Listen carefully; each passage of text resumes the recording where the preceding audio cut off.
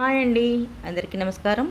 ఈరోజు పప్పాయకాయ తీసుకున్నానండి. నాటు పప్పాయ ఇత్తనాలు ఇంతలా ఉన్నాయండి. పండిపోయింది.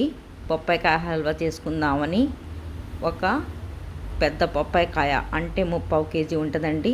ఇలా స్పూన్తో తీస్తేనే ఎంచక్క ఐస్ క్రీమ్లా వస్తుంది, చూసారా? అలా తీసుకుని పక్కన పెట్టుకొని 1/2 కేజీ బెల్లం ఆర్గానిక్ తీసుకొని ఇలా జ్యూసీలా వచ్చింది. ఆ తర్వాత ఒకటి కొబ్బరికాయ మిక్సీ వేసుకొని కట్ చేసుకొని పెట్టుకున్నాను. కొబ్బరి బెల్లం వేసుకొని కలియబెట్టుకోవాలండి. ఆ జ్యూస్లో దాంట్లో పప్పాయ తినటం వల్ల రక్త కణాలు విపరీతంగా పెరుగుతాయండి. చాలా పిల్లలకి చాలా మంచిదండి. రక్త కణాలు డెవలప్ అయితే కంటి చూపు కూడా మెరుగవుతుంది.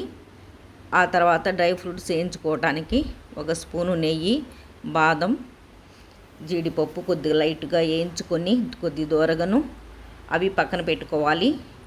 మనకు హల్వా అయిపోతుందండి. పప్పాయకాయ చేసుకున్నది.